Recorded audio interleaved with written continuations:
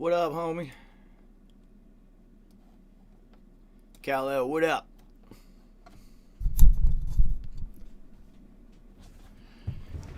I have returned. The return of the Dour Hour. That can only mean one thing. That I have emerged from the fox's den. And that means that album is done and turned in for mastering, which is fucking dope. So, you already know, look out for whenever the Fox drops. Yeah, man. I'm great. I'm doing awesome. A little bit tired.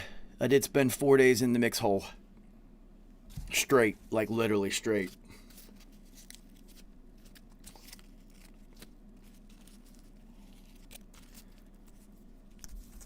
But, yes. You guys should also know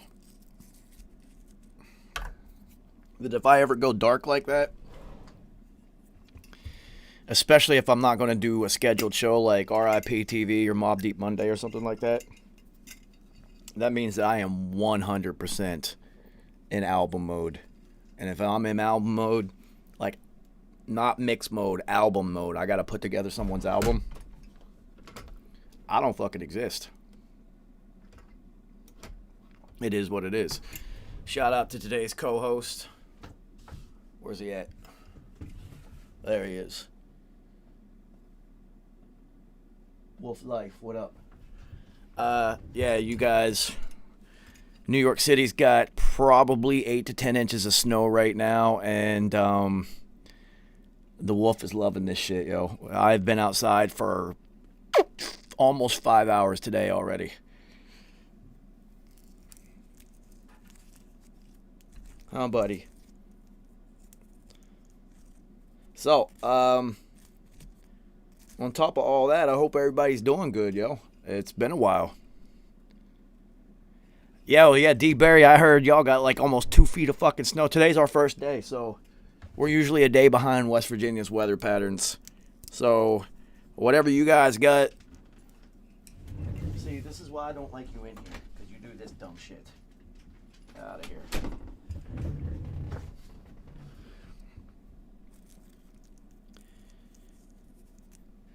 So, what up, everybody?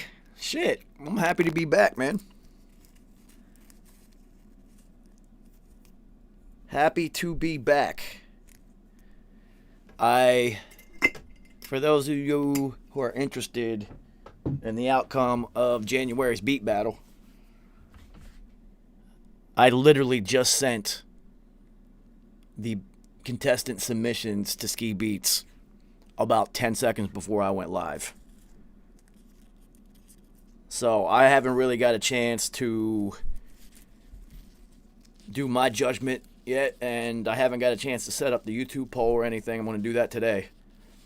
And then we'll have judging open until Thursday for Beat Boutique, where I will announce the winner. And we will also kick off the beginning of February's beat battle. Other than that, it's motherfucking Super Bowl Sunday, and Tom Brady's in the Super Bowl, so you guys know I'm motherfucking hyped.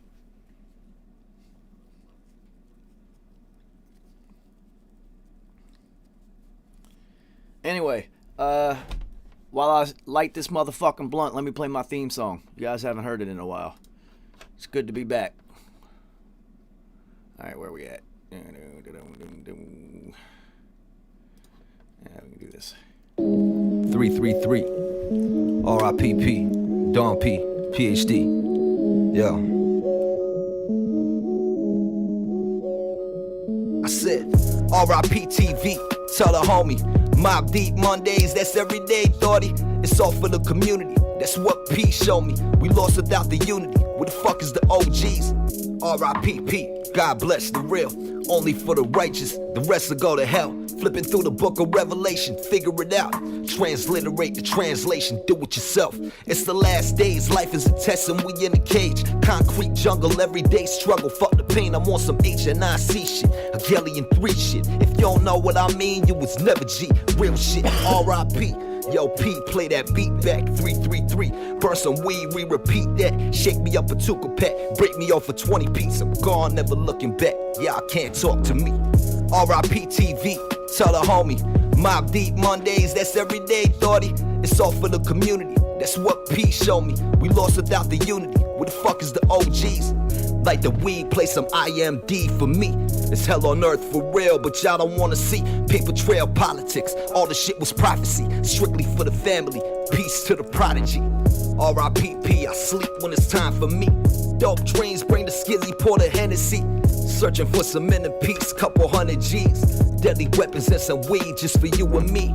R.I.P.P. I sleep when it's time for me. Dope dreams bring the skizzy, pour the Hennessy. Searching for some inner peace, couple hundred G's. Deadly weapons and some weed just for you and me. Yo.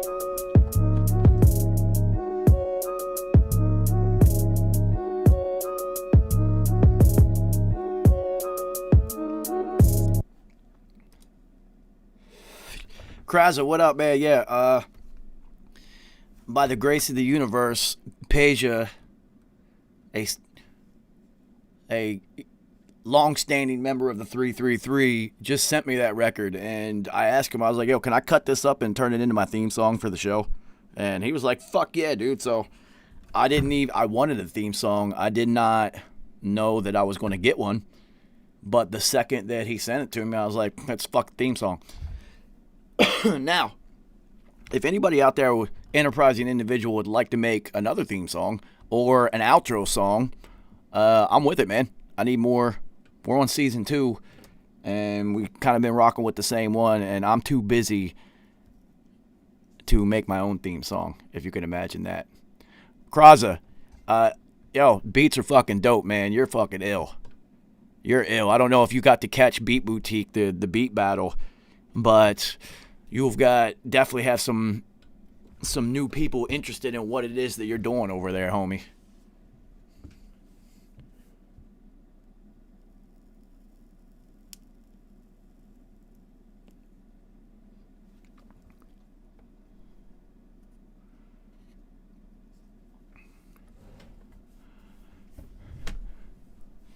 Yeah, man, people were really feeling what you were doing, man. So, I mean, that's the whole point. Exposure to the people that support P.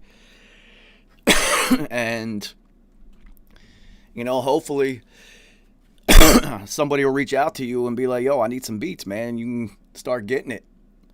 So, today, fucking internet today in Brooklyn. Jesus. If it gets a little bit glitchy, there's a foot of snow outside. There's nothing I can do about it. So, today is the official kickoff of February's Beat Battle. So, last Thursday of the month, it's going down again. So, I've decided that, well, I really didn't decide. I let you guys decide. And it was overwhelming which ones you guys wanted to use. But for February, we will be using the loot pack that I like to call Havoc's MPC. Now, why do I call it Havoc's MPC? Well, literally, when Havoc switched from MPC to Machine, he brought his MPC 2000 to Infamous Studios and threw it on the table and said, yo, you can have this shit. I was like, wait a minute, what? And he was like, yeah, now I'm fucking with Machine now. And I was like, okay. And whatever was on his MPC at the time, I dumped into a folder. And I was sitting on that for over 10 years. So now, I mean, I've already released it, but that will be February's Beat Battle Beat Pack. Will be Havoc's MPC. So, you already know, if you want to get busy and want to jump in the Beat Battle, then, you know, DM me, cop the pack. We got 4 whole weeks. I give you guys time to perfect your craft and your beats. I want them to sound dope. That's the thing. I think that you noticed if you watched the first Beat Battle that there's a distinct difference in some people's mixing skill sets, and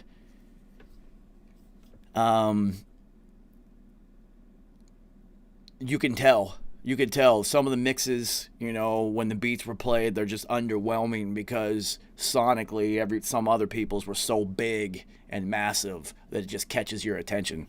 So these are all lessons that I want people to learn.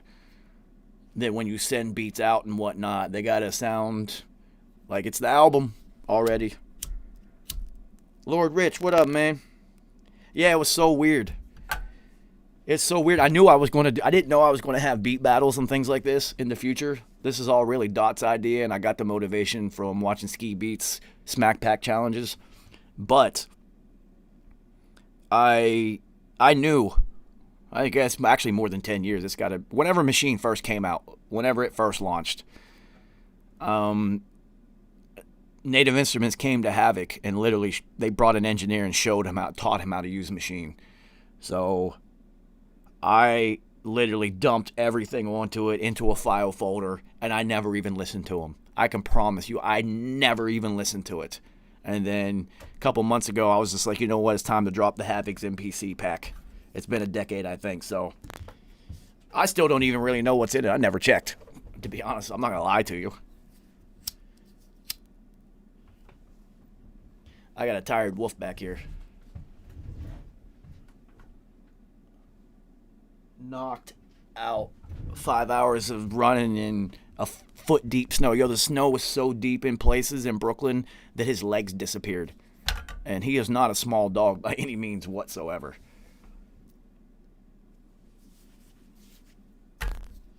So I got nothing to talk about other than what's been going on, and what's been going on is me mixing records. So, if anybody wants to join the Dour Hour today,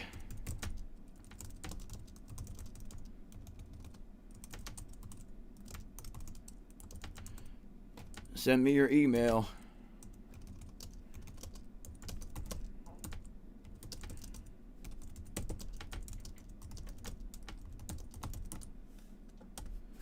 Yeah, I'll hop in even early today. Fuck it. I got Mazar, what up? I don't even have to wait till the second blunt today. I was gone for almost a week from everybody, so I'm back like a spawn.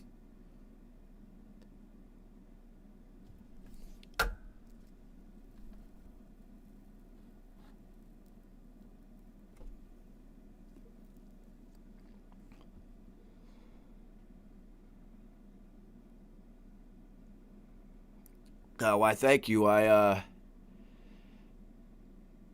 My energy's definitely a little bit up in the air because since Thursday at 11:30 p.m., the second we got done with the beat battle, I started putting together the Foxes album. I did not get done until yesterday at 9:30 p.m. So it was a 70-hour run. I went for 70 straight hours of putting that album together. But it's done. And for that 70-hour run, I survived on blunts and Runa the entire time. I don't think I ate that much at all, to be honest with you. I had a couple Nature's Valley granola bars.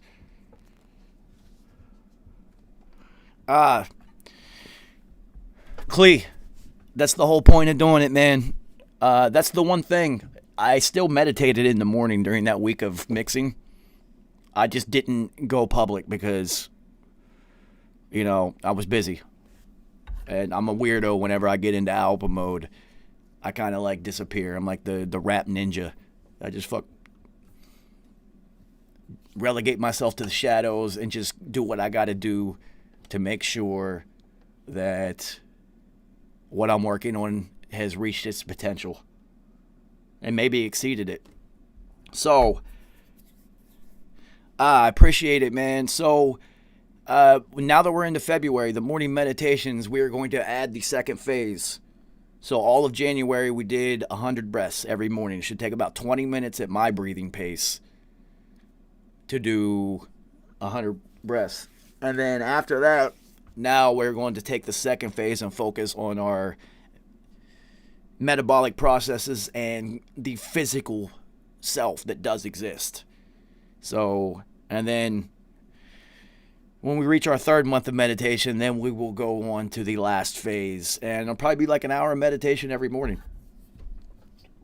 You got to work out your brain. Excuse me, as you guys know. And if you started doing this yourself, and I need to get more, I'm almost out.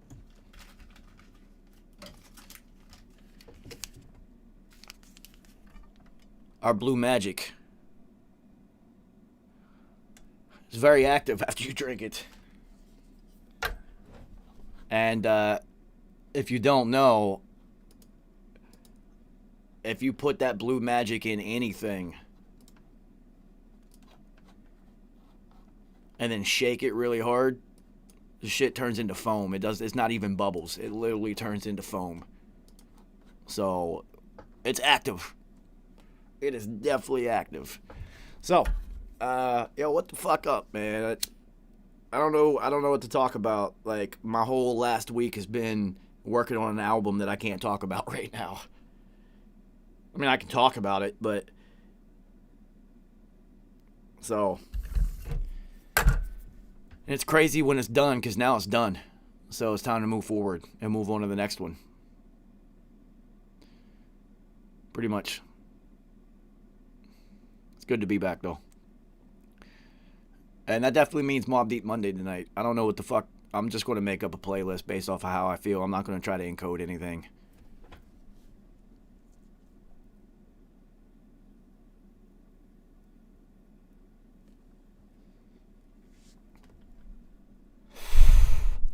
I hope everybody is safe wherever the fuck it is you're at in the world. And if you got snow like we do, get a wolf. He was going crazy today. It was awesome. So, what's up, everybody? Who's hyped for the Super Bowl? I know I am. I should probably do like a watch-along thing. Well, Kal-El, I just, all the knowledge that I got, especially the first few years, somebody gave to me because they thought that I was worthy or deserved it or I needed to know it. So I'm past the point of hoarding knowledge, well, especially technically and on the professional side, because I don't record rappers anymore. I don't record anybody. Like, I only mix records, so I don't need to keep the secrets locked away anymore. And as far as mixing records go, I mean, everybody has their own style. You'll never be able to, I can't mix and make it sound like Michael Brower. I can't mix and make it sound like Eddie Sancho. Everybody's got their own style, ear, and way of doing things. So you can I'll even give you my mix templates. You can drop your vocals right into them. It's still not going to sound the same. Raphael, yes, that's what Hegelian was all about, and that's the whole point. Like I've been saying for almost 3 weeks now, has there ever been an album that became more relevant as time went on? That's usually not how it works. It usually goes the other way. The relevancy fades due to cultural shifts, political shifts, ideological shifts, fashion, you name it. You name it. Like, the culture shifts through time. So for something to be more relevant is really odd, because you usually rap about the things that are happening at the time that you were writing. Socio-economic, political, religious, everything. Like everything. So to have the ability to make an album that basically saw into the future is it's pretty fucking wild, yo. You can see, look at this, the darkness right here. That's called no sleep in 4 days. But that's how I get busy, man. It's whatever it takes.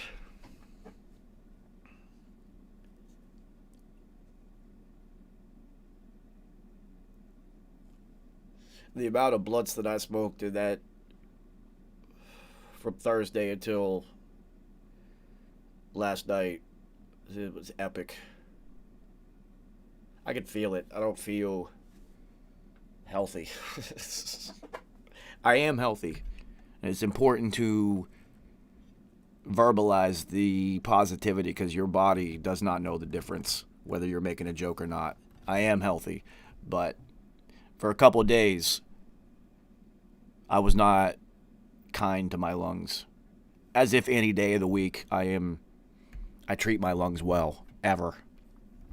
Dude, the second I opened the front door this morning, and this guy saw there was a foot of snow, he took off.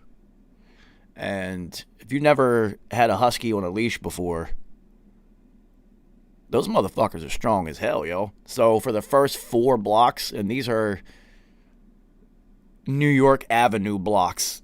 This isn't your normal city block. Frantic, what up? This is New York City long-ass fucking blocks. We ran, sprinted in an 8 inches of snow for the first 4. So, see, the wolf is on the move. What up, buddy? So, it was crazy. My lungs didn't even get that mad at me. They were mad at me. Don't get it twisted. It was cold air I was breathing, too. But my legs actually got pissed off before my lungs did. I do too much sitting in this chair and not enough athletic activities nowadays, people. I used to be such an athlete.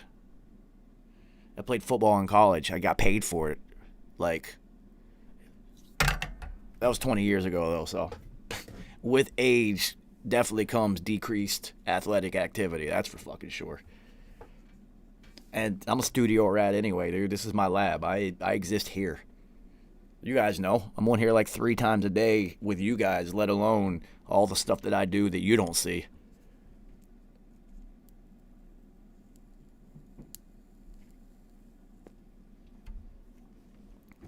Nah, now I just smoke blunts. I used to go to the gym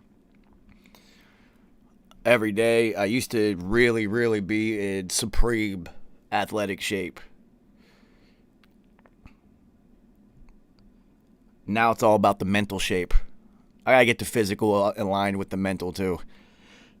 But the muscle I'm working on training right now and getting back into shape is my fucking brain.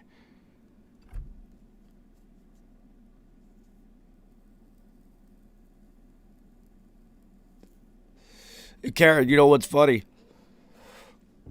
And Billy Lyons can attest to this. I don't need to jump rope because I grew up in West Virginia. So my calf game is still strong because in West Virginia, it's called the Mountain State. The entire state is a mountain ridge. So at all times, you are probably walking up or down a grade of some sort. So you get strong ass legs growing up in the mountains, man.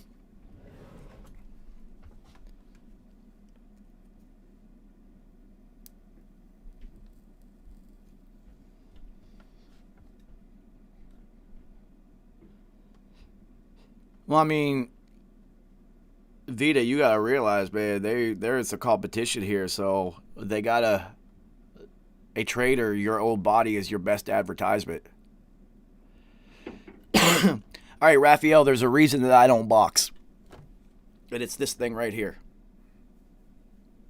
See this? My entire left arm is not boxing worthy. I'll split it that way. So I had a compound fracture from here to here, and the piece in between snapped and was sticking out of the ground. And then in the middle of healing, it was not fusing on both ends correctly, so they actually had to re-break my arm. Fun. So 18 weeks in a full arm cast all the way up to my shoulder. And then when my sophomore year in college, my 4th day of practice, I tore my left rotator cuff, which I have done twice. So double rotator cuff tear, double broken pinky finger. It's hard to bend this motherfucker. That's football for you. Look at that. See, it does not go straight. That's about as straight as it gets. It doesn't really bend all the way. Um, so this left arm here, it's kind of useless. So if I were to box, it's just, I might as well be a one-armed boxer. I always wanted to box, though. I love that shit. And I have an extraordinary pain tolerance due to cluster headaches and migraines. So, how do I deal with sitting on this chair all day? I just do, man. I'm used to it at this point. James, what up? Lord Rich, man. Well, the reason I have so many stories is because I have a photographic memory, so I remember everything. So I can remember all the details. And then even if you don't remember all the details, when your brain locates a picture of whatever memory you're trying to pull up, then you can just start pulling up the details from the picture, just like you're looking at it. And then the memory kind of pieces itself together after that. So it's dope, man. It was cool. There's a plus and minus for everything. Yes, I do have a photographic memory. I remember everything, dude. So it's cool because you remember everything. But the problem is, you remember everything. So there is, how do I want to say this? There's something to be said for people that can forget some things. Because I can't. You remember everything. So, like, the bad things that have happened or the terrible things that you've seen, they're there forever. So it's like, it has its pluses and its minuses. It made school really easy. I never studied. I never bought books in college. It's like, what the fuck am I going to buy them for? Just sit here and watch this professor and it all gets logged in there somewhere. Frantic, I just started sports gambling this year because Tom Brady was not on the Patriots. So for 20 years, I would refuse to gamble or do fantasy football because I am such a hardcore Tom Brady fan that I would only bet on the Patriots or pick Patriots players. So as a true fan, I would never, ever do that. Now that Tom's not with them no more, this is the first season that I did sports betting and fantasy football, and that shit's fucking dope, man. Fantasy football is fun as hell. And my brain, the way that it works, is conducive for some fantasy football success. I know it's like if you have a photographic memory and if you're really good with numbers, everyone's like, dude, you should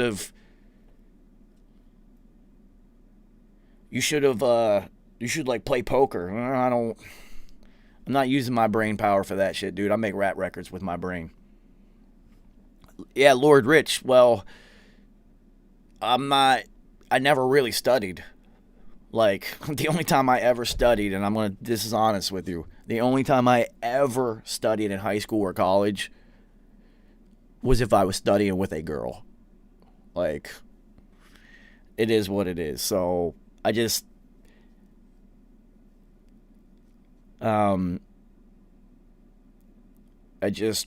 didn't need to, and it wasn't, I'm not going to sit there and study so that I remember all this useless information and get 100 on everything if I can get a 90-something without even thinking about this shit.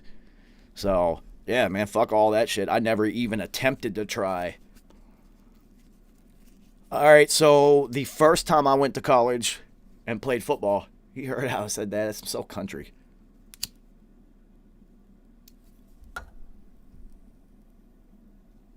This is going to blow your mind. I was a pre-med and biology double major with a chemistry minor. I was 6 classes away from graduating and going to Duke Medical School. This is a true story. Dr. Zaleski, who works in orthopedic surgery at Wheeling Hospital in West Virginia, who works in surgery with my brother. I've known Dr. Zaleski since my brother's been working in surgery. So Dr. Z basically said, dude, all you got to do is pass the MCAT and I will get you into Duke Medical. I can grandfather you in. It's nothing. So my path was laid out in front of me. I was 6 classes away from becoming a surgeon. Yeah, I'm that guy that everybody hated. that never studied and still passed everything. And it was just like, yeah, whatever. I have a twin sister too, dude. So I can't imagine what she felt like during all that shit. Where I'm like literally putting in zero effort whatsoever and just kind of like floating by like, yeah, this is dope. But yeah, 6 classes left. 2 physics and 4 chemistries.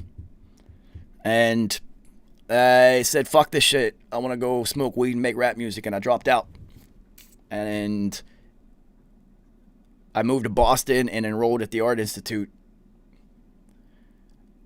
Albert. OX 2.0. So, yeah. Dropped out of school. Found a school that had engineering and audio production as a major. There was one in Seattle and one in Boston. Seattle was too far away. I was like, cool. I guess I'm going to Boston. And then by that fall semester, I had dropped everything that I had ever known and anyone I'd ever known and just said, fuck this shit. I'm moving somewhere. I'm going to go do something I've never done before. Now, here's the crazy part. You guys have to realize, up to that point, I had never made a rap song, never made a beat, never played any instruments, never written a lyric. I just liked rap music. And when I heard H&IC, man, I said I want to do this. So, yeah, Vita. So, Dr. Zaleski, the last conversation that I had with him before I decided to drop out of school, we sat at the 19th hole in... It's in Wheeling. The 19th hole in Wheeling, West Virginia is a sports bar. And he came in, he sat at the bar, and we discussed it for a little bit. And he said, listen, if you really want to do this, I'll get you in. It's nothing. But, and he paused and he looked at me. He said, Joe, you cannot do this for money. And I was just like, this guy's been in orthopedic surgery for forever. He's ultra successful. His dad owns a hedge fund. They have like $1 billion. And he told me not to be a doctor for money. And that moment literally was it. That was the final nail in the coffin. Joe's done being a doctor. Let's go make some fucking rap music. And that was it. I was done. I never went to another class again. I literally just never went back. And I remember telling my parents, like, yo, I'm not going back to school. And they were like, you have 6 classes left before you graduate. Like, don't you think you should finish? I was like, nah, fuck that shit. It's a whole nother year of school. I don't want to waste a year. I want to do what I want to do right now. And they had such different responses. Typical, in parenting. My dad looked at me and said, you're on your own. And I said, I'm fine with that. D. Barry, come on, I'm on top of all that shit. I'm all over what's going on. Am I making money from it? No. But I am looking more at the long-term effects of what's going on with what's happening right now. And then the opposite side of that yin and yang scenario, my mom looked at me and said, you go chase those dreams and don't ever stop. And Vegas, what up, man? And yeah, I got to know I got nothing for Mobb Deep Monday. I'm just going to play joints. I'm still catching up to the world after that last week of putting together Santana's album. Now, wait until you guys hear what she has done. Oh my fucking God. Wait until you hear what she has created. It's 99.9% her. I just did one thing. I just did what I do. Everything else is all her, man. And it's like I couldn't be prouder or more impressed. And without, throwing up platitudes for family and people within the squad, easily my favorite new rapper out. She's killing it. Wait until you hear some of this shit. Good Lord.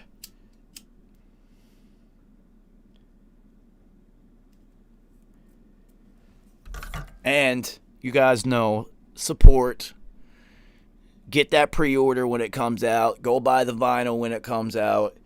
And, come fuck with the 333. Because your boy did a couple things on there. And trust me, you'll be able to tell. You guys know what it is, the type of music that I make at this point. And you actually should know what my music even sounds like. So you'll know which things I did on there and what I didn't. And then I can't fucking wait, man. You guys, I can't wait. We're planning a listening party, an album release party, but it's going to be, it's got to be virtual because it's not like we can do it in person. But the fact that it's going to be virtual is fucking dope because that means people from all over can come to the album release party and hear it instead of you happen to actually be physically wherever the party was going to be at, and then you get to see some social media posts about people who were lucky enough to be there. So, I will definitely keep you guys in the loop as far as the development of that goes, but I cannot fucking wait until we do that. Just to see the reaction. Because I already know what it's going to be. I put it together. I built the reaction into it. I'll make movies, not music. My movies just are music, if that makes any sense. Every album, to me, should be an experience. You should not be able to hit next, but you can. That's the whole point. You have to have a marriage of the two. If you only want to listen to a couple joints or whatever, specifically, you should be able to listen to them by themselves as standalones and have it make sense as a standalone piece. But it should be such a vital piece of the entire narrative of your album that you can't really have it without it. So people can't really hit next, and that's like Hegelian. I don't know about you, but most people that I know, including myself, if I ever listen to that project, I listen to the whole thing front to back. There is no, well, I'm going to go listen to one song. I listen to the entire, I just hit play and just let it play. The 45 minutes or however long it is, just let it rock. I'm there for the movie, the experience. And, woof life. I'm hoping that, that you guys, get your tickets and, experience it for yourself, because it's fucking dope. Jerry Green, what up, man?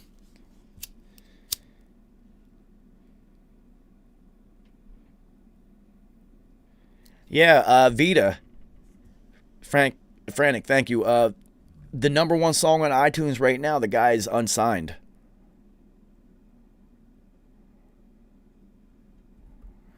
Raphael, yeah, I'll just have to put together a playlist one day of stuff like that, and then we'll just have an episode where that's what we talk about.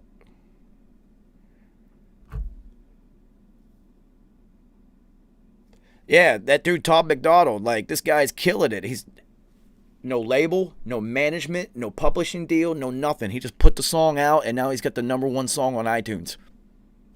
Yeah, like something like 20 million streams or something retarded. So what it proves is that you just don't need that big machine anymore. Especially right now that there's no touring. A touring company, yeah, you need to sign with them. They're going to take care of everything. Yeah, that's it. D. Barry, that song Fake Woke is the number one song right now. Dude, he doesn't even have a fucking manager. He doesn't even have a manager. This is incredible. And him and his wife, they are getting 100% profits from what they made. They probably fucking put it out on DistroKid or TuneCore, too. That's the hilarious part. Like, fuck a label. Start your own label. That's the point. Own your masters. All that shit.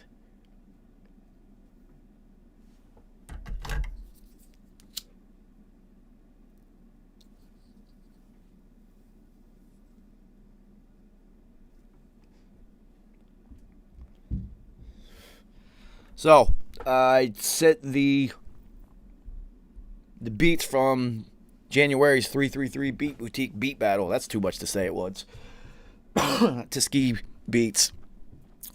Literally, like, 5 minutes before we went live for the Dour Hour. So, Ski will currently be going through everybody's beats and casting his vote. I have yet to do my own, and I've got to set it up today. After we do the Dour Hour, I'm going to set it up. Are we really doing this shit again?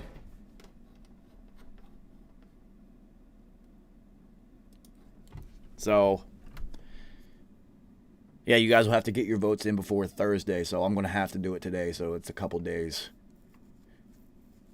So, yeah, other than that, Thursday, Beat Boutique goes on as regularly scheduled. So get your music together and whatnot. And let's make your music better together. Or, as I always like to say, just fucking make it sound dope, man. Make it sound dope. Yo, put it on a shirt. I need an assistant so I can turn around. Yo, duties. Put it on a shirt, man. Make it sound dope. He is knocked out. He hates blunts. Like, hates blunts. So the fact that he's even in here while I got one in the air means he is absolutely exhausted. So, what's been going on with you guys, man? What's up? What's up with you guys? What did I miss? What's happening during the week that I missed? It's great that it was the off week for the NFL anyway, in between the Super Bowl. So, it was the perfect week for me to, like, disappear for a week.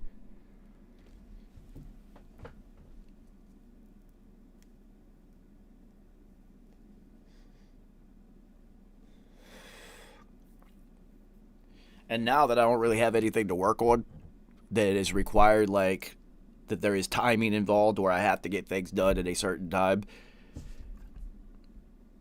probably going to do some live cook-ups this week then. So we can make some beats together and shit. I'll probably do one later today because I only got a couple things to do and there's a foot of snow outside. I can't even actually accomplish the things that I need to do right now. Yeah, man. So what up? What do you guys do while I was gone? Who you got in the Super Bowl?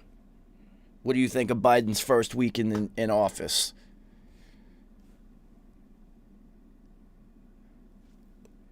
Tian, what up, man?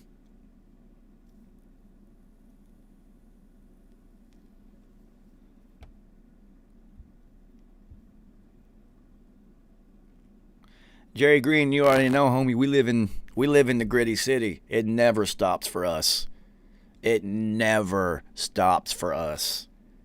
And that's one thing, if you guys don't know, you guys don't know what it's like to live in New York. There's a reason that Sinatra said, if you can make it here, you can make it anywhere. Because, dude, if you can survive in this place and thrive, you got it in you then, because you can't ever stop here. So, D-Bear, if it's 3, I thought it was 3.5. If it's 3,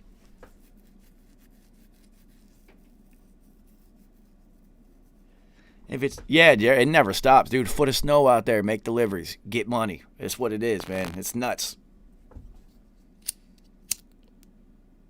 Yo, Tian, we have a foot of snow right now. And it's still snowing. There's so much snow out there that my dog's legs disappeared.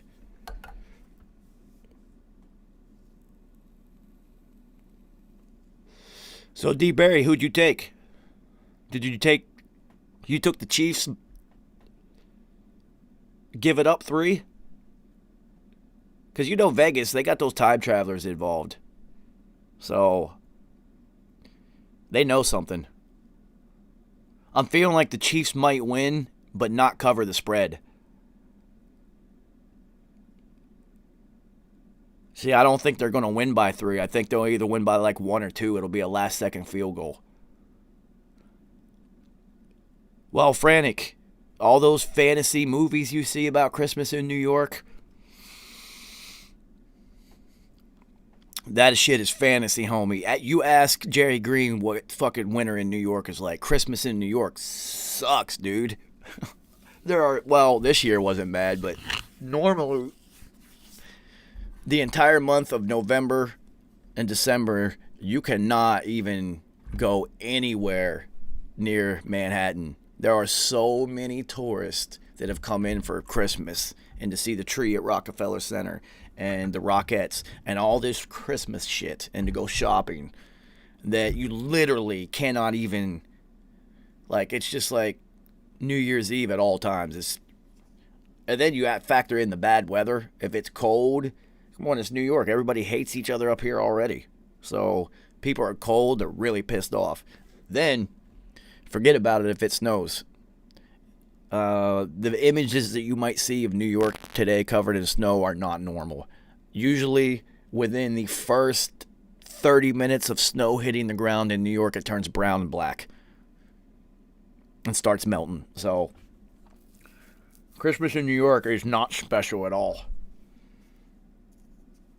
They make it look like that on like Hallmark movies.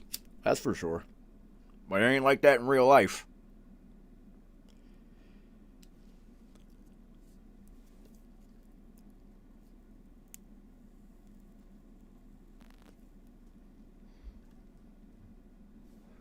Plus, I think the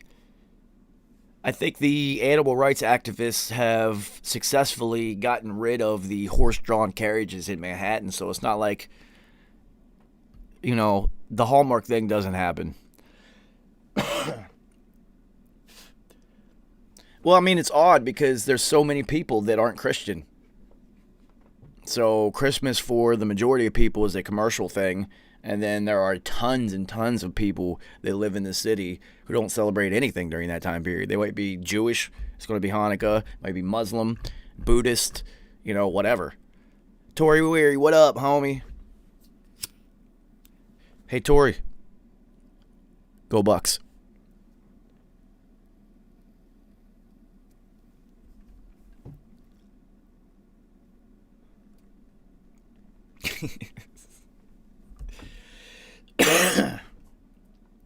Woo, almost time for the second blunt of the Dour Hour. Ver, what up? Well, I used to work out all the time, but the Roni kind of shut that shit down. The gym's completely shut down. And my routine is 30, 40 minutes in and out. I'm done. Do drop sets, 3 sets of whatever you can do in drop set order, which means the highest weight that you can put up, you do that first, because realistically that's when you have the most energy and muscle elasticity in order for you to push up the heaviest. It's weird when people try to max out and they start out low and then start pushing themselves. Roger Harper knows.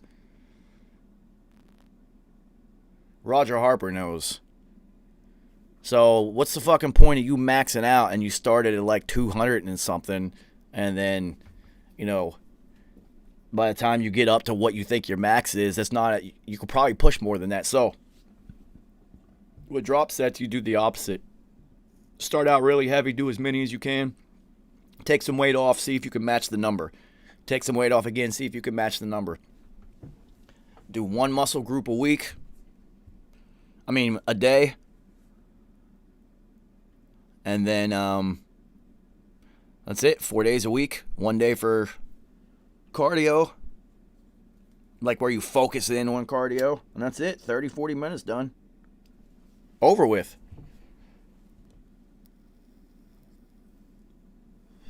I was not one of those athletes that would spend their entire time in like all day after practice in the gym. I'm not one of those dudes. I was there because I was really fast, not huge. So I'm trying to get in there, get it done, and get it out. Well, Lord Rich, so I started doing drop sets my sophomore, TMI, what up? My sophomore year in college in the off season, and I went from 155 pounds to 168 over the summer. So it worked. I actually put on too much weight, because at 155 I was already like built. So when I added 13 more pounds onto a frame that is only 5'7", it was too much torque. My ligaments could not handle the stress that I started putting on them with that much power.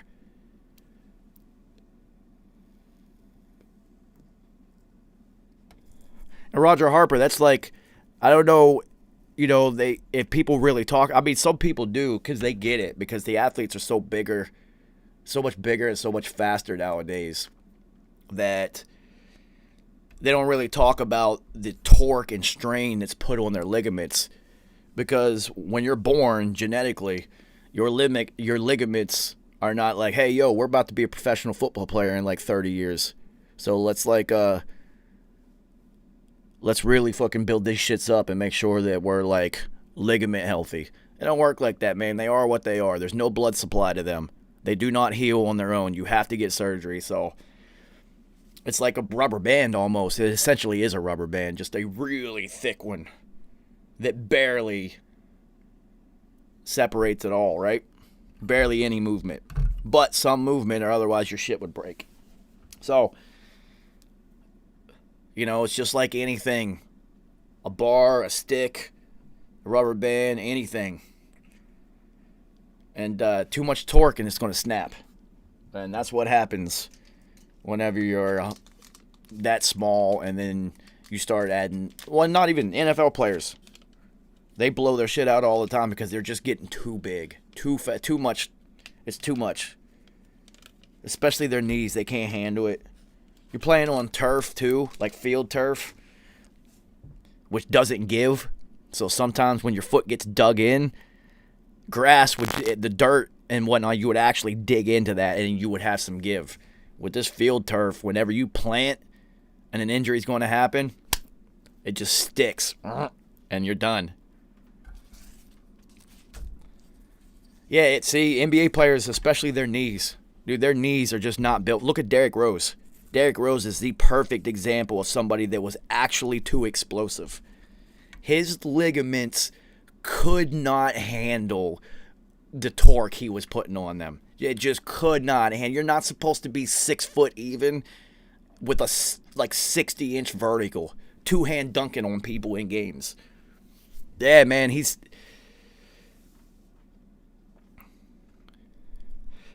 Yeah, that whole heavy lifting, we're not cavemen. We evolved way past that. We're not built for that anymore, but... So, I mean, Lord Rich, you got to look at the TB12 diet and his... Because Tom Brady's whole thing is about pliability. Making sure that his joints and ligaments are fully stretched at all times and pliable. Therefore, he doesn't blow anything. He's not worried about the torque. He doesn't have to add extra torque or anything. He's just making sure that it's basically like his rubber bands are well oiled and whatnot. His belts are oiled. It's basically like a fan belt in a car. It's not old and dry and cracked. You know, it's still... It functions properly. And that's... well, the calisthenics is more for your lungs, dude. That's literally your... And for muscle longevity. Endurance. Things of that nature. Yeah, Cleve, man, you hate to see somebody like D Rose go out like that, where it's just like so you're just too athletic. Your body can't handle what you're doing to it. So you're robbed of what your career potential could have possibly been. And we as fans are robbed of all these outrageous athletic moments that you are going to produce because you have more athleticism than everybody else. And that's the draw of professional sports, besides tribalism. You know, that the inherent tribalism that goes in with being a professional sports fan. Being part of something, you know, that is a huge draw. But the other draw is we like to see people do things that we can't do. I love to see people catch alley-oops from half court and dunk on 3 people. I'm 5'7", I can't fucking dunk. You know, I want to see Tiger do something outrageous because I can't. I want to see him do things that I can't do. I get to see the shit that I can do already. I want to see the things I can't do. And that's what sports is. You get to see those. Yeah, Tori, well, I mean, what do you want to say about primetime? He influenced me more than any other football player in history. Dude, I played corner in college. Like, I'm a white dude. That doesn't normally happen. Ever.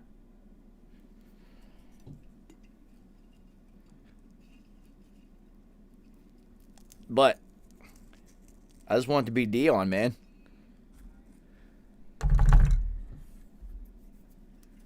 That shit of you being so fast that you can high step in the middle of traffic amongst people who are trying to physically kill you? You are so fast that you can high step in traffic at like the 40 and literally high step the next 40 yards and still outrun everyone. That is fucking outrageous. And I loved every second of it because every chance I got on a long one, if I broke away, I was doing something from the 20 in. Within the realm of me not getting yelled at or flagged. Because it is high school and college. Like, you couldn't necessarily high step, but I did. And always held the ball in one hand. Always. Every time. Pick, boop, hold it up in one hand as you're running. Fucking incredible. So, Roger Harper, this is going to be funny for you, yo. So, in college, being a corner, you're picking it off, which means, especially if you're moving forward. If you break on the ball when you're moving forward. So, in practice and live scrimmages and preseason games and all that shit, dude, if I would get a pick, this ball's in one hand instantaneous. I almost couldn't. It was a subconscious thing. As soon as I would catch, because I felt like I could run faster if the ball was in my hand, and I got like strong hands, so I could palm a basketball. So holding the football was nothing. And I was able to hold the nose and flip it down for protection if anyone ever got within my hemisphere, which never happened. But, in college, Jesus Christ, Coach Elliott used to yell at me. Dude, I had to run so many fucking hills every time that I would get a break, a lane on a punt return or an interception. The ball's going in one hand. He yelled at me every fucking time. And it was crazy because just like, you're being reckless with the ball. You're going to fumble it. I never fumbled. No one in my entire career, I never fumbled from somebody stripping the ball from me. So, me being me, I'm just like, fuck that shit. I'm dope. You see the bandana tails hanging out the back of my helmet? I'm fucking ill.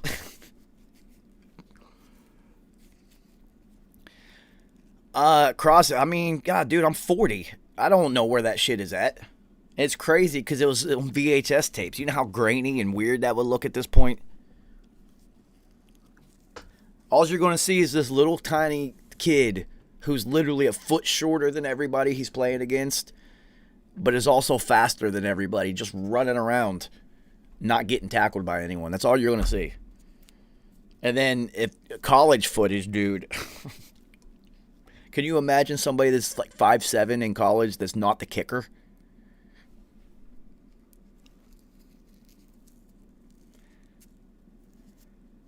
So I remember we were playing West Liberty University. It's the coldest game I ever experienced in my entire life.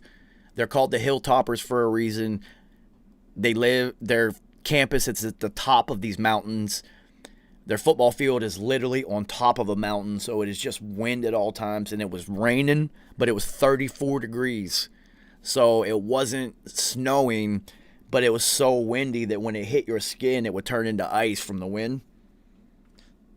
I mean, it was so fucking cold, and I'm just standing there. Like, I was only on special teams at that time, so I got in for like 3 fucking plays. But anyway, I remember a reporter from that area coming up to me after the game and being like, "Yo, Joe, I had no idea that you were playing at Fairmont. Like, I didn't know, dude." He's just like, was looking at the sideline, and I went across the players, and I got down to you, and I was just like, "Yo, who is that little guy over there?" Because if I was the littlest person on the field in high school, could you imagine when I got to college how much more gigantic everybody was? I'm 5'7", man. I'm not tall at all, by any means. I am short.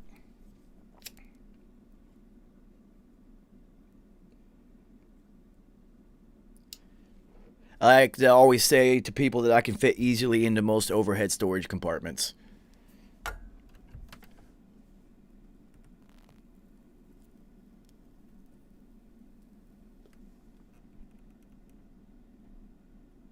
You know what's nuts is me and P were exactly the same height. Like, exactly. And I guess it's the camera and the celebrity and the myth of star power that people always assume that Hav and P are like these giants. And they are not at all. At all. Waka Flocka is. Waka Flocka's like 6'7". That dude's tall as shit. Jay-Z's like 6'4" or something like that.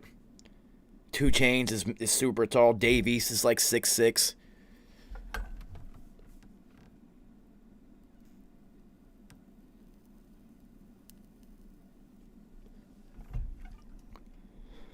Me and P were the exact same height, dude.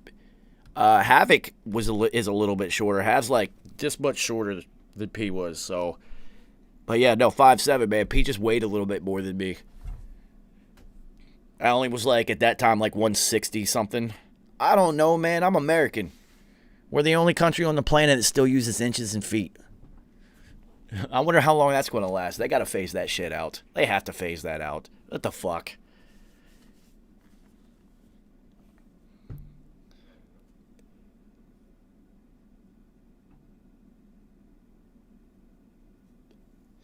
Yeah, I have no idea. I don't do the conversion thing.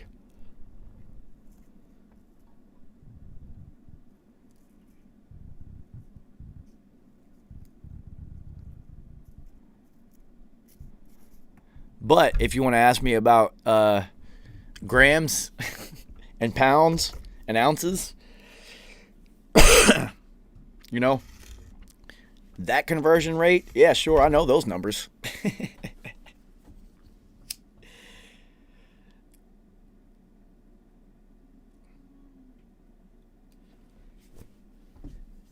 Everybody who smokes weed knows those goddamn numbers.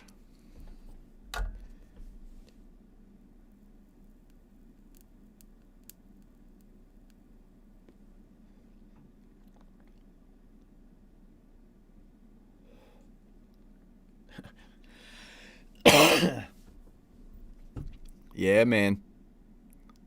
Not by any illegal activities whatsoever. I just smoke a lot of weed, people.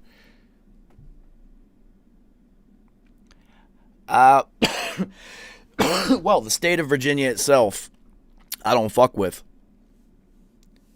So, the last time I went through Virginia, I actually drove an hour out of my way to get to the thinnest part of Virginia possible so that I was only driving through it for 20 minutes. On purpose, because within those 20 minutes, I saw like 6 different cop cars posted up. Oh, TMI, that's fucking dope, man. Well, you definitely got to tune in for Thursday's Beat Boutique, and you know, throw some beats into the Thunderdome and see if they survive. So the time before that, I was actually visiting my oldest sister, and her daughter and my niece's husband. And we had gone to breakfast, and I was actually leaving VA and coming up to Brooklyn.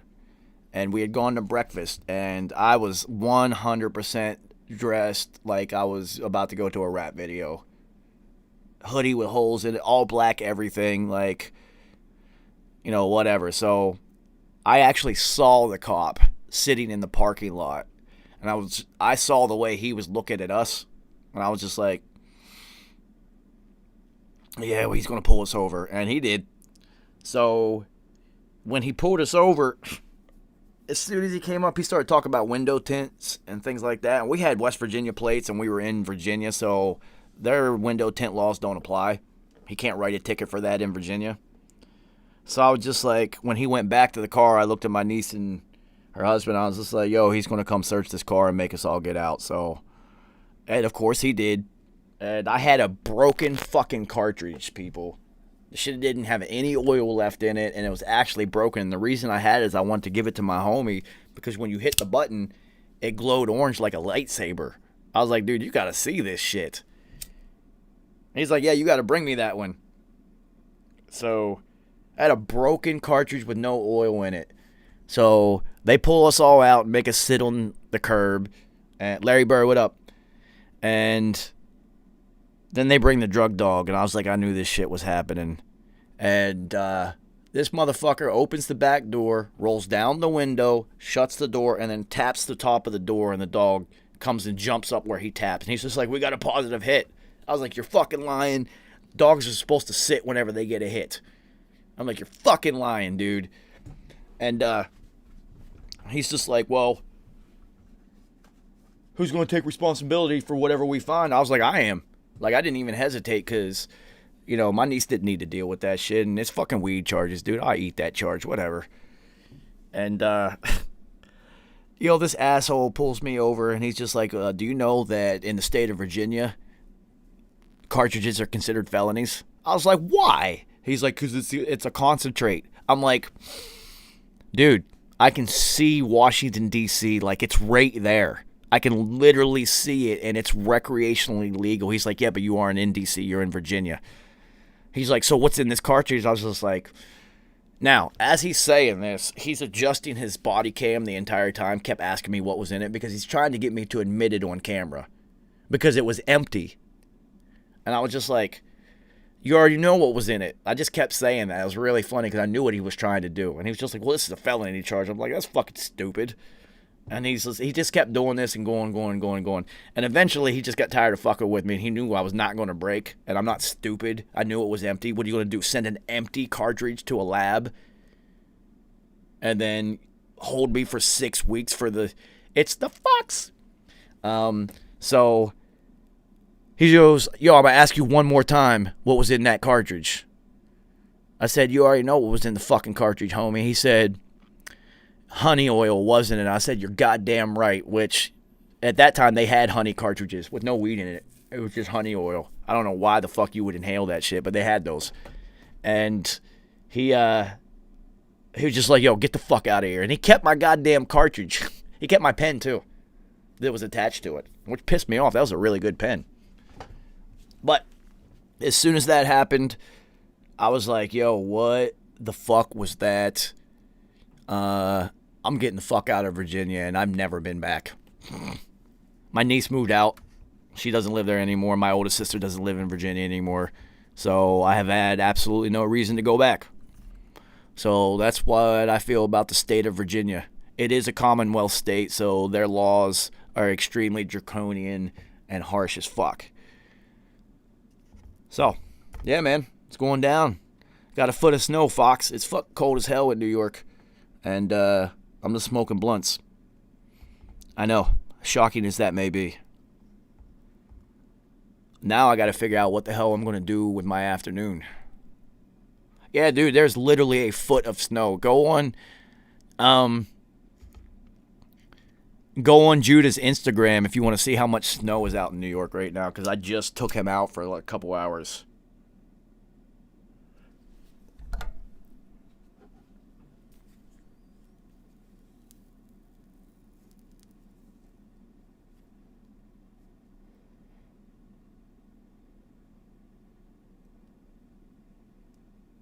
Yo, look how much snow is in New York right now.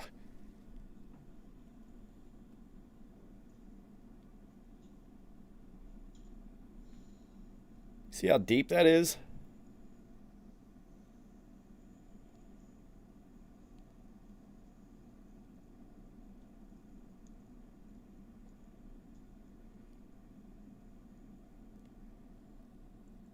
You got no feet, yo. That was at 7 o'clock this morning when we went out.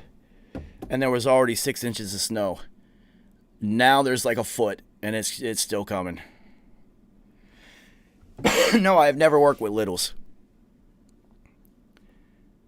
Yeah, nah, as you can see, Ver, look at him. He's wore out from playing in the snow. Look. Hey, dude, he's actually knocked out right now. He is knocked out. Yeah, well, Lord Rich, you can't have him. Me and Judah are a symbiotic unit. We move as one. Rarely do I ever go anywhere without the wolf.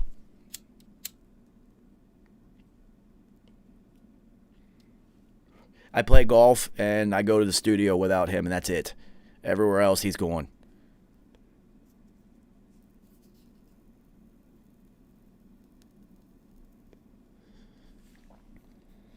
Well, that's how I know he's knocked out right now, because he hates blood smoke. He hates it, and he would just go sleep in the other room. There's like 6 dog beds in this apartment. Literally 6. I'm not making that up. The wolf lives a life of luxury. And the fact that he's in here right now, he's actually asleep. It was dope, though, man. I had a lot of fun with him out there today. He loves the snow. It was really fucking fun.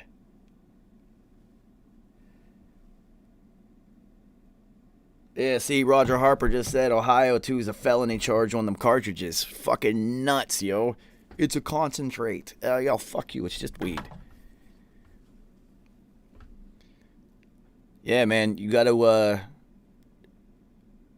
people always ask me, like, how much longer are you going to be in New York? Well, dude, it's about to be fully legal here. I've been smoking weed for years legally in New York. I've had my medical card for years. Like, it's whatever. But now it's about to be really free for everybody. So, it's fucking cool, man. I can't imagine myself moving to a state where weed isn't legal. It will never happen. Ever. Ever. Never. Could you imagine me in, like, what states do they still, like, throw you in jail for weed? They still have those in America? I can't even think of anywhere you're going to jail for weed. Well, migraines, cluster headaches, cancer, PTSD. You have to be able to prove it, though. Things of this nature. Each state's a little bit different. So New York, there's only 4 things for the last couple of years that they would allow you to have a medical card. In other states, it's even more restrictive or less, Yeah, no, that's crazy. It's fucking crazy. I imagine that Texas is, it's Texas, a lot of guns there. And you're right on the border with Mexico, though. They don't want that illegal cartel drug trade coming across the border. But if you legalize it, then you eliminate that.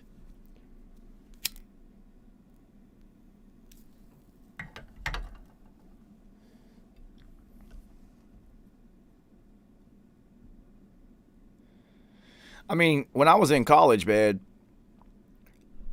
well, the foot of snow outside will make you change your mind.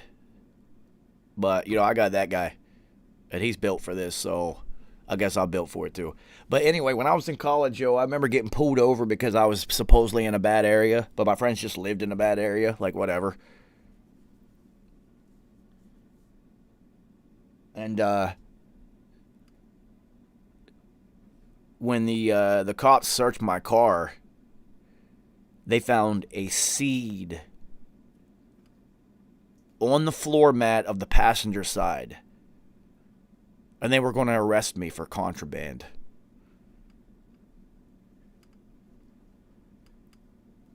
It was so fucking stupid, man. Luckily, I was in college, and they were like, you're just a college student. They didn't find anything else on me, which is stupid because at that time, I used to hide the weed in my truck in the overhead light.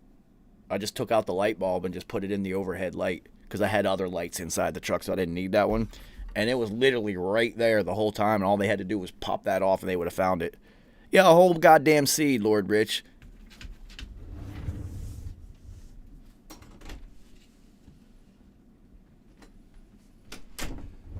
See? He's tired of the blunts already, man. Yeah, a whole goddamn seed. Imagine that.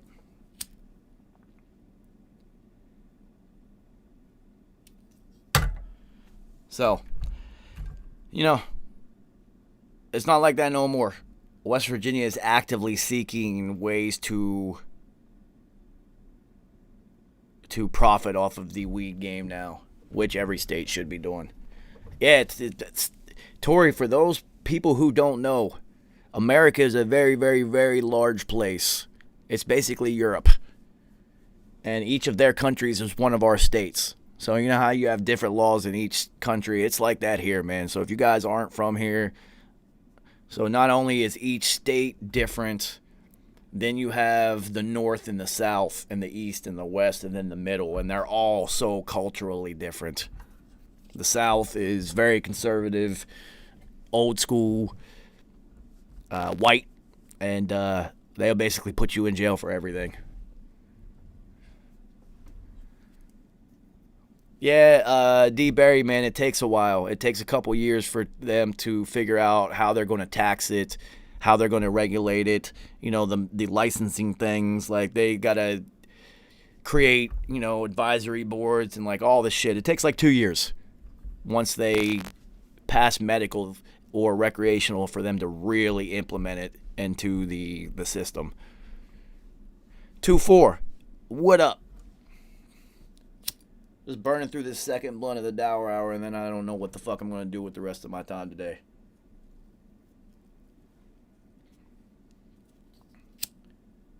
I pretty much accomplished all the things I need to do, except I do have to send one mix to somebody.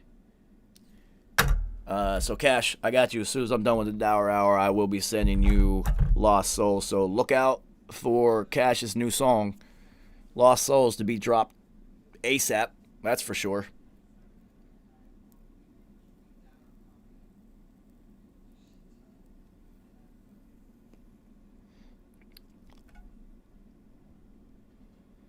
Yeah, Vita, totally, you can. Today, I only got a little bit of blood left, so there's no point in it. But that's what the whole Dour Hour is. This is an open forum where anybody can join in, and we'll talk about whatever the fuck it is you want to talk about. Because clearly I just smoke weed and just pontificate on my platform, my little rap soapbox that I've built. Oregon's dope, man. Oregon is dope. It's rainy and a little bit colder there, so if you're not into the rain, it's definitely not for you, but no, not at all, Raphael. This is New York, man.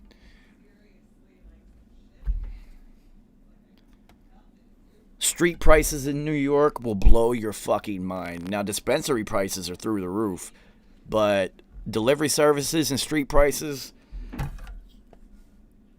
it will blow your fucking mind what you can get in New York.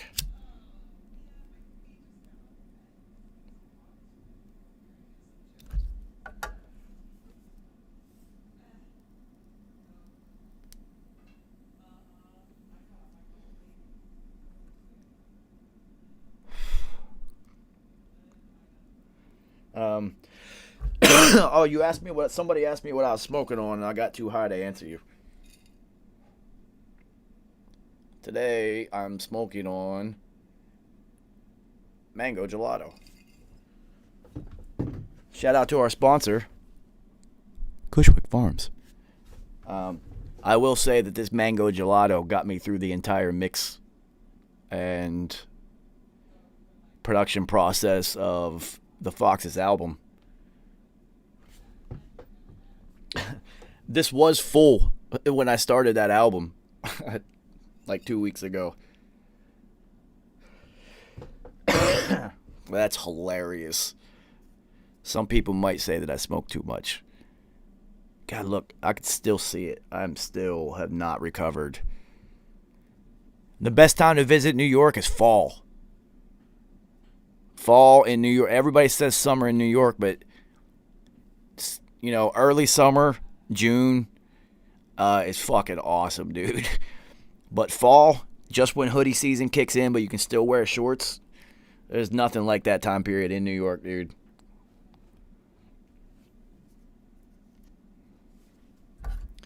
Like August, not a good idea. A little bit too hot.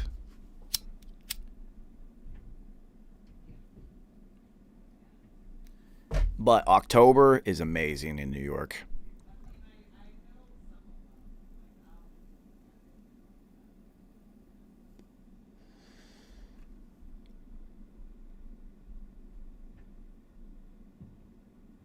Now, if you want a summertime city to go visit, it's Boston, because all the college students go home, and it's very quiet, and the weather hot to them is like 85 degrees. People are suffering up there. I was like, are you kidding me?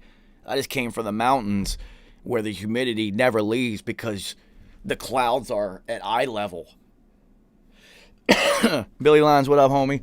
That's what people don't understand about West Virginia is the humidity in that state is outrageous because you are literally at cloud level. You're thousands of feet in the air everywhere you go because nobody lives in the valleys because it floods down there. So everybody, you don't live in the middle of the mountains, so everybody's up on the tops. And it's windy, and it is humid as fuck in the summer. And since you're on the top of the mountains, there's no shade or anything. So you're getting that sun. I always said that the best way for criminal reform is to make criminals put up hay in August in West Virginia. If you've ever had to do that, you would never even consider committing a crime after that. You'd be like, that's the punishment for what I did? Fuck you. It's 95 degrees with 98% humidity. The sun is baking, and I got to pick up these 100-pound blocks of prickly, dry grass. And since it's prickly, you got to wear jeans and shit. Dude, it's horrible. There's a reason I rate more than one why I make rap music. But growing up on a farm, people, I'm telling you, I knew very, very, very, very early on, this shit ain't for me. This farm work, this shit is not for me. My brain it spins too fast for me to just sit here and pick up heavy things and throw them into a pile. Like, nah, homie. So that shit had to go, man. Well, I had to go.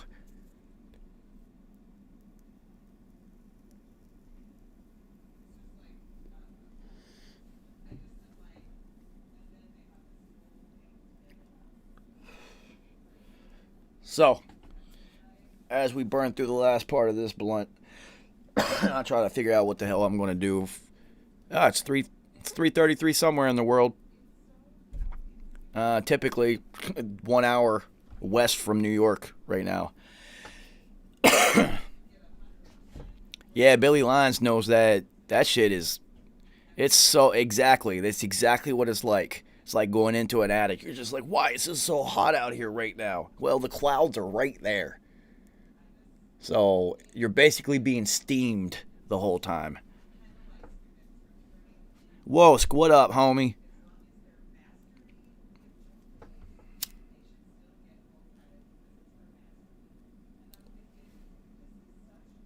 Ow. That was a mistake.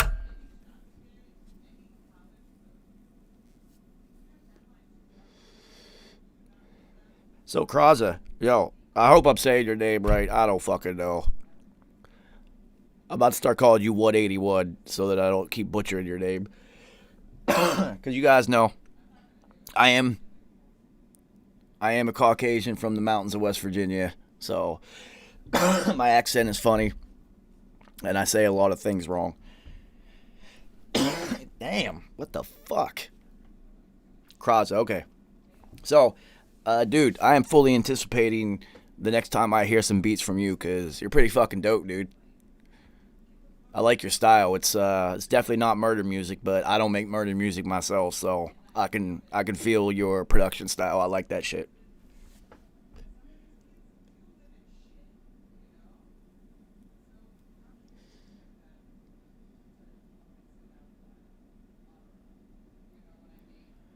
Billy Lies, do I ever have to say anything like that to you at this point?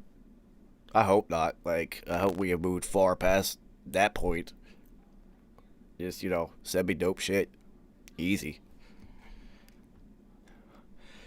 I am fully anticipating Beat Boutique on Thursday. This shit is, like, I look forward to Beat Boutique. Like, I actively look forward to it. I'm like, yes, Thursday's going to be fun.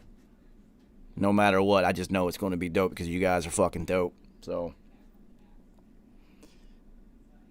not that I don't look forward to any of the other shows that it's on 333 TV. But, Beat Boutique's fucking ill, man.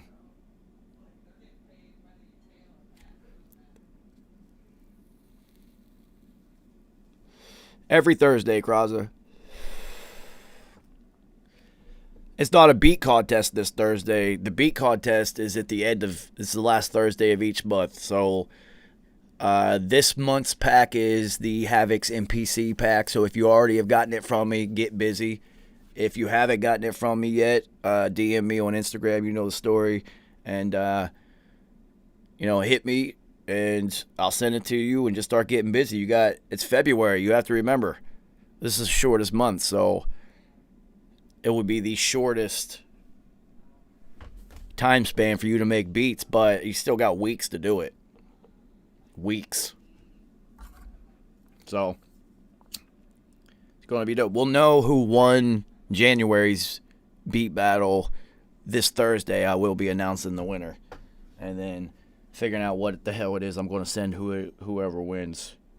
Which that should let you know that I don't know yet.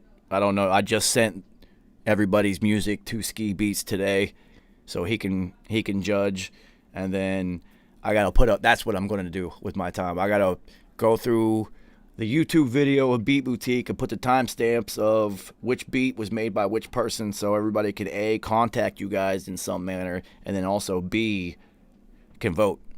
So that's what I'm gonna fucking do. That's what I'm gonna do. So yeah, Thursday, you guys already know.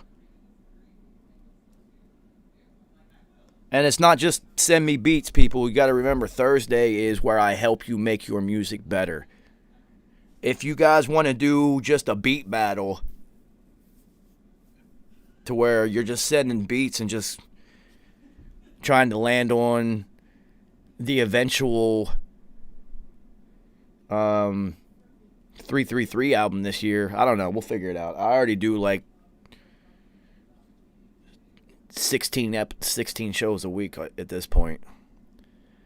Ski, I don't know. I had to ask him. Yeah, Kal-El, definitely. We're back at our regular schedule. I'm done with Santana's project, at least chapter 1. Ooh. And so at this point, I am taking a mix break because I have been in a mix alternate reality for almost 2 weeks, especially this last 4 or 5 days. So I'm chilling on mixing right now.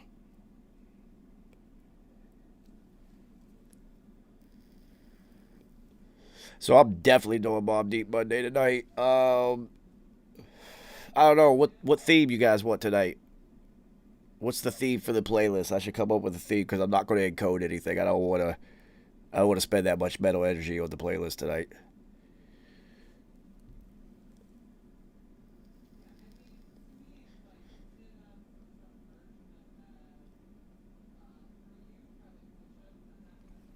I don't know. I'll figure it out. I usually just pick songs based off of what I'm feeling for the day. And since I'm feeling dope, it'll be dope shit. So, yeah, I'll have to look that up, Torre, because if he did, then Ski's even iller than he already is. Shout out to my homie Ski. Ski, homie, I know I've told you this already, but I really appreciate what you're doing for the culture itself with your Smack Pack challenges, which is what inspired me to do my own 333 beat battles. Benjamin, what up, man? Well, I'm hitting the end of this second blunt, so as we come to the conclusion of the Dour Hour, it's good to be back in the fold. Yeah, so we are back to our regularly scheduled on 333 TV. So I will see you guys tonight at 9 for Mobb Deep Monday. And then, back to morning meditation. Tuesday's Gray Matter, Super Bowl preview. Wednesday, I don't do anything. I'll probably make beats or whatnot. Mix records. Who knows what the fuck I'm going to do Wednesday. Thursday's Beat Boutique, so get your music together. Fridays, nothing. And Saturdays, RIP TV. So we're back in the swing of things. Like I said, back like a spine. It's good to be back. I'll see you guys in 4 hours for Mobb Deep Monday, man.